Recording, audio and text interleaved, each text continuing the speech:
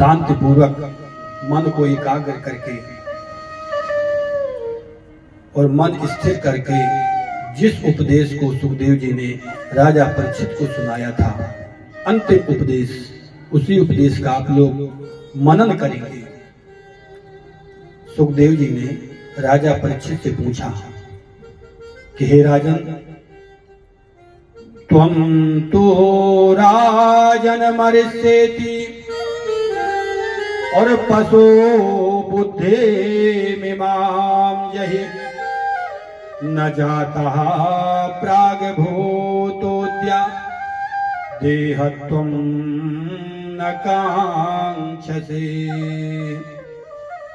सुखदेव जी कहते हैं, राजन, यदि तू मरने के लिए डरता है कि मैं मर जाऊंगा, तो त्वं तो राजन मरिष्येति, जो ऐसा सोचते हैं कि मैं मर जाऊंगा, तो वह जो है पशु बुद्धि है। जैसे पशुओं की बुद्धि, पशु लोग मारे मृत्यु के भय के कारण डर जाते हैं, लेकिन मनुष्य को चाहिए कि वह मरने से नहीं डरे। और जो सोचता है कि मैं मर जाऊंगा, तो पशु बुद्धि मिमां जहि। और इतना ही नहीं राजन, न जाता प्राग भूतोद्या देहत्वं न कांक्षसे। राजन, क्योंकि तुम अजर अमर हो, अविनाशी हो, तुम मरने वाले नहीं हो। और मरता कौन है? यदि मरोगे राजन, तो तुम्हारा यह शरीर मरेगा। तुम आत्मा जो है अजर अमर अविनाशी हो, तुम मरने वाले नहीं हो। और यदि जिस दिन तुम्हारे मन से यह बुद्धि निकल जाएगी, और वास्तव में आप कभी मरने वाले नहीं हो, क्योंकि मरता कौन है? शरीर। जो जन्म लेता है वह मरता है, और जो पहले से है वह कभी मरने वाला नहीं है। जो बनता है वही बिगड़ता है, जो जन्मता है वही मरता है। कि स्वप्ने यथा शिरश्छेदं पंचत्वाद्यात्मनः स्वयं यस्मात् पश्यति देहस्य यत् आजमायतो मरः। जैसे मनुष्य स्वप्न देखता है, और स्वप्न में मानो कोई अंगार लगा रहा हो हमारी खटिया के नीचे से, खाट के नीचे से, तो कब तक वह चिल्लाता है बचाओ बचाओ, लेकिन कोई बचाता नहीं है। और उसका दुख कब तक नहीं मिटता? जब तक वह स्वप्न से जागता नहीं है। और जैसे ही स्वप्ने यथा शिरश्छेदं पंचात्यादात्मनः स्वयं, और जैसे ही स्वप्न से जागता है तो तुरंत महाराज उसका दुख मिट जाता है। कि जैसे घड़े के फूटने का दुख किसको होता है? कोई गाड़ी फूट हो गई तो उसके टूटने का फूटने का दुख किसको होता है? गाड़ी को होता है कि गाड़ी के मालिक को? घड़े के फूट जाने का दुख घड़ा को होता है, मिट्टी को होता है, कि मिट्टी के जो घड़े का मालिक है? इसलिए कहते हैं कि घटे भिन्ने यथाकाशः और आकाशः यथा पुरः एवं देहे मृते जीवः ब्रह्म संपद्यते पुनः। इसलिए जैसे घड़े के फूटने का दुख घड़े को नहीं होता, क्योंकि घड़ा फूटने के बाद घटाकाश जो है मठाकाश में मिल जाएगा, और मठाकाश महाकाश में मिल जाएगा। उसी प्रकार तुम तो बने रहोगे, तुम क्या रहोगे? दृष्टा रहोगे। तुम केवल देखोगे कि ये शरीर जा रहा है, लेकिन शरीर के जाने का दुख तुमको नहीं होना चाहिए। लेकिन संसारवासी क्या सोचते हैं कि मैं मर जाऊंगा, है? मैं नहीं रहूंगा तो घर का काम काज कैसे चलेगा? लेकिन यह तो पशु बुद्धि मिमां जहि, मैं कभी मरने वाला नहीं है। बिल्कुल ये ध्रुव सत्य है। और मरेगा कौन? अच्छा, तुम्हारे शरीर में मैं है कहाँ? जब पूरा शरीर जो मिला है उसमें मैं कहीं नहीं है, और जो कुछ भी है सब तेरा मेरा ही है, सब मेरा हुआ है, मैं कुछ नहीं हूं। यदि शरीर में देखो तो मैं बाल हूं कि मेरे बाल हैं? मेरी नाक है कि मैं नाक हूं? मेरे हाथ है कि मैं हाथ हूं? इसलिए मैं कुछ नहीं है, इसलिए मैं पहले से था और आगे भी रहेगा, और जो मेरा है वह जाएगा। इसलिए मेरा मेरा करते करते इसमें आसक्ति मत होना, क्योंकि यह मेरा कुछ नहीं है। और कैसे चला जाएगा? बोले जैसे हम पुराने वस्त्रों को छोड़ देते हैं, जैसे सर्प जो है केचुली को छोड़ देता है, ऐसे ही गीता में भगवान अर्जुन को समझाते हैं कि वासांसि जीर्णानि यथा विहाया और नवानि गृह्णाति नरो पराणि। जैसे महाराज, लेकिन हाँ, जब पुराना वस्त्र होता है तो उसमें मोह जरूर होता है कि मेरा यह 3 साल का शर्ट हो गया, इसको मैं फेंकूंगा नहीं। आसक्ति तो बढ़ती है, लेकिन जब वह फट जाता है तब तो दूसरी शर्ट ले आते हैं, उस शर्ट को जो है फेंक देते हैं। ऐसे ही परमात्मा कहता है कि यह कपड़ा जो है पुराना हो गया है, अब इस आत्मा रूपी परमात्मा को अब दूसरे चोले में भेजना है, इसलिए इससे मोह मत करो। कि ना जायते म्रियते वा कदाचिन नायं भूत्वा भवता न भूयः और अजो नित्यम शाश्वतम यम पुराणो। और मरेगा क्या? ना हन्यते हन्यमाने शरीरे।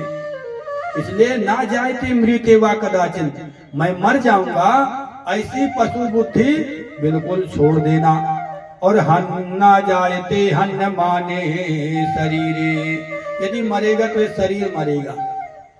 जब ऐसा ज्ञान जो है राजा परीक्षित को हो गया कि अब तो मैं अजर अमर हूं, अब मुझे कोई मार नहीं सकता, जैसे आत्मा को ना कोई सड़ा सकता ना कोई गला सकता, क्योंकि गीता में भगवान ने पहले कह दिया कि नयनम छिन्दन्ति शास्त्राणि नयनम दहति पावकः न चैनम क्लेदयन्तापो न सोऽसि मारुतः। इसलिए आप लोग क्या हो? क्यों भाई? अब आप मरने वाले नहीं हो, हैं? आप जो है अजर अमर अविनाशी हो। हाँ, ये बिल्कुल। अच्छा, मरने पर यदि शरीर से मोह होता तो शरीर मरने के बाद तो यहीं रहता है ना, फिर क्यों बेटा बेटी उसको जला देते हैं? रखे रहे ना खूब दिन, कई वर्षों तक। शरीर तो है, लेकिन इसका मतलब शरीर से प्रेम नहीं था, शरीर के अंदर जो बैठा है उससे प्रेम था। उसके चले जाने पर तुम्हारी कोई अस्तित्व नहीं, कोई वैल्यू नहीं है। इसलिए जिसके चले जाने पर दुख होता है वह कौन है? वही आत्मा है, वही अजर अमर है, वही अविनाशी है, वही घट घट का वासी है। भगवान जब ऐसा समझाए तो परीक्षित जी को ज्ञान हो गया और सुखदेव जी का पूजन करके और अंतिम विदाई सुखदेव जी ने लिया। इधर परीक्षित जी बैठ गए और इधर ऋषि का श्राप जो लगा था कि आज से ठीक 7वें दिन तक्षक नाग आएगा और इसको डसेगा। परीक्षित जी बढ़िया ध्यान अग्नि में बैठ गए कि जितासनो जितः श्वासो जित संगो जितेन्द्रियः स्थूले भगवते रूपे मनः संधारये धिया। परीक्षित जी इधर बैठे, इधर से तक्षक जो है सर्प डसने के लिए चला। बीच में एक ऋषि महात्मा मिले और सर्प की और ऋषि की भेंट हो गई ब्राह्मण की। ब्राह्मण ने कहा तक्षक से आप कहाँ जा रहे हैं? तक्षक नाग ने कहा कि मैं परीक्षित जी को डसने जा रहा हूँ। ब्राह्मण देवता ने कहा कि मैं जो है झाड़ने जा रहा हूँ। अब तक्षक घबराया कि मैं डसूंगा ये झाड़ देगा। बोले पहले परीक्षा हो जाए। तो एक पीपल का वृक्ष लगा था, जैसे तक्षक नाग ने डसा और ब्राह्मण देवता ने कमंडल से हाथ में जल लिया, अभिमंत्रित करके जैसे ही छोड़ा महाराज फिर से हरा भरा हो गया। तक्षक नाग ने ब्राह्मण देवता से कहा कि एक काम करो, राजा साहब आपको क्या देंगे? धन संपत्ति। उसके बदले में 4 गुना संपत्ति आपको दूंगा, लेकिन आप मत जाओ। और तक्षक की बात मान गए और नहीं गए। इधर से महाराज तक्षक चले और जैसे तक्षक चलते चलते और पहुंचे, तब तक में तो परीक्षित जी का शरीर की भान नहीं थी। उस समय शरीर से खो बैठे थे, केवल आत्मज्ञान का चिंतन हो गया था। ब्रह्म का चिंतन हो जाने से फिर शरीर की भान नहीं रहती और अपने प्राण को अपान में, अपान को व्यान में, व्यान को उदान में, उदान को समान में करके अपने प्राणों को और ब्रह्मरंध्र तक पहुंचा दिए। जैसे मनुष्य के शरीर में 6 चक्र होते हैं, उन 6 चक्रों का भेदन करके परीक्षित जी इंगला पिंगला सुषुम्ना नाड़ी के द्वारा और इन प्राण वायु को मूलाधार, स्वाधिष्ठान, मणिपूरक, अनाहत, आज्ञा चक्र और आज्ञा चक्र से ला जा करके विशुद्ध चक्र तक तो पहुंचा दिए। तक्षक आया, क्योंकि मृषा न होय देव ऋषि वाणी। और जैसे तक्षक आया और पैरों में डसा लहू लुहान हो गया और डसते ही परीक्षित जी का पूरा शरीर भस्मीभूत हो गया। क्रोधाग्नि गरिला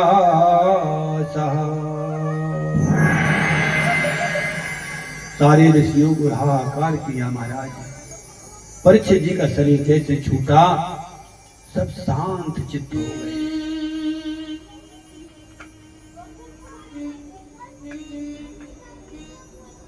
बोलिए भक्तवत्सल भगवान की जय हो। इधर परीक्षित जी का जो पुत्र था जन्मेजय, उन्होंने सत्र यज्ञ किया सर्प सत्र को मारने के लिए। सर्प यज्ञ किया, उस समय तक्षक जो है इंद्र के सिंहासन पर जाके छिप गया। उसने ऐसा मंत्र पढ़ा कि इंद्र के सहित आ गया। ऋषियों ने मना किया और परीक्षित जी के पुत्र जो जन्मेजय थे, यज्ञ को वहीं पर विराम दिया। आज इस पावनी कथा का 7 दिन तक आपने मंगलमयी कथा की यात्रा संपन्न किया। हो सकता है इस यात्रा करते करते कोई त्रुटि भी हो जाती है,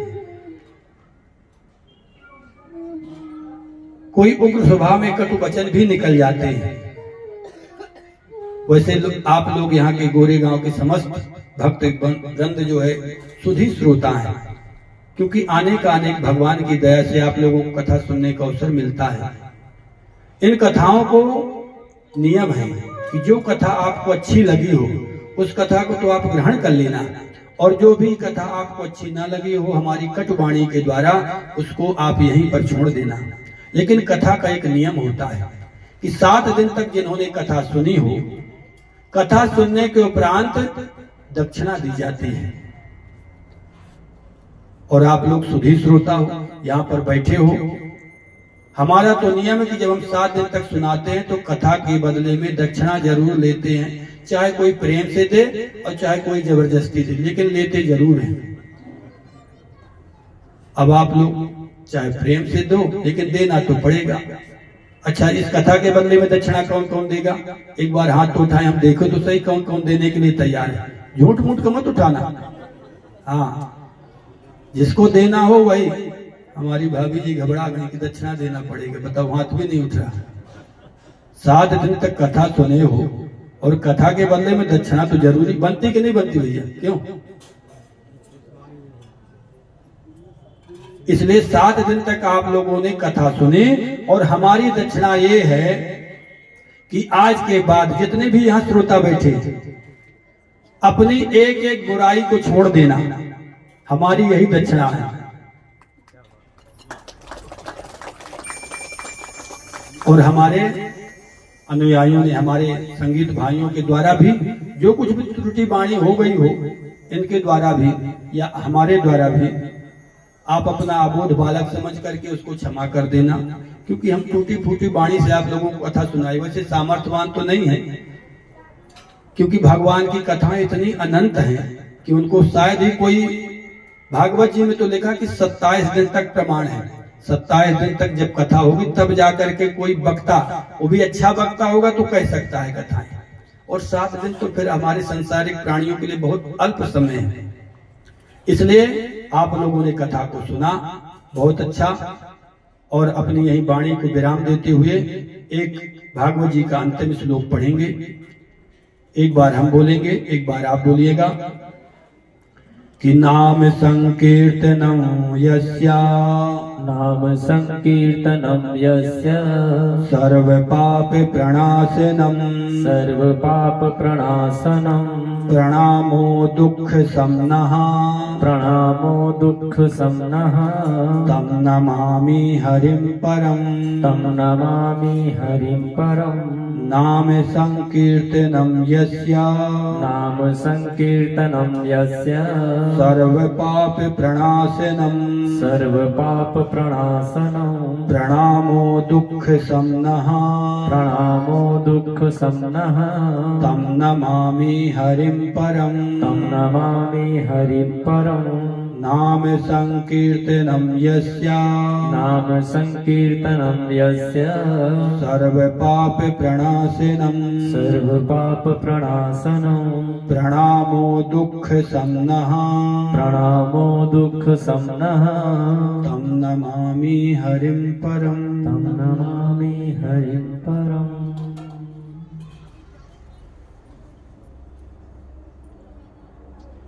हरि ओम तत्सत हरि ओम तत्सत हरि ओम तत्सत ओम शांति शांति शांति। बोलिए वृंदावन बिहारी लाल की जय हो। जय जय श्री राधे जय जय श्री राधे जय जय श्री राधे श्याम।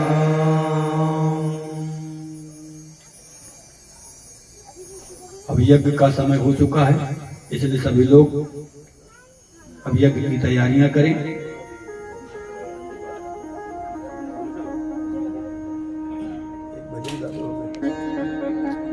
बोली श्री भागवत महापुराण की जय हो।